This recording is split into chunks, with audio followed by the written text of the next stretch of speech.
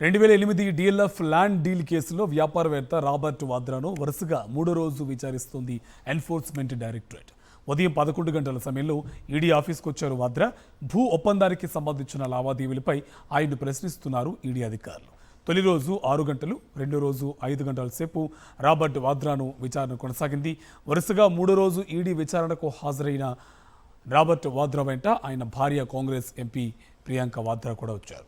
Robert వాద్రాకు చెందిన skylight hospitality private limited 2008 ఫిబ్రవరిలో గుర్గావ్లోని షికోపూర్లో 3.5 ఎకరాల స్థలాన్ని ఓంకారేశ్వర్ ప్రాపర్టీ నుంచి కొనుగోలు చేసింది. దీని విలువ 7.5 కోట్లు. ఆ తర్వాత 2012లో వాద్రా కంపెనీ ఆ భూమిని రియల్ ఎస్టేట్ సంస్థకు DLFకు 58 కోట్లకు అమ్మేసింది. హర్యానాలో భూపేందర్ సింగ్ హుడా నేతృత్వంలోని కాంగ్రెస్ ప్రభుత్వం అధికారంలో ఉండగా ఈ ల్యాండ్ డీల్ జరిగింది. దీనిలో భారీగా అవకతవకలు జరిగినట్టు ఆరోపణలు వచ్చాయి. 2018లో హర్యానా పోలీసులు ఈ కేసులో FIR నమోదు చేశారు. ఈ కేసులో మనీ లాండరింగ్ ఆరోపణలపై ఈడీ విచారణ జరుపుతుంది.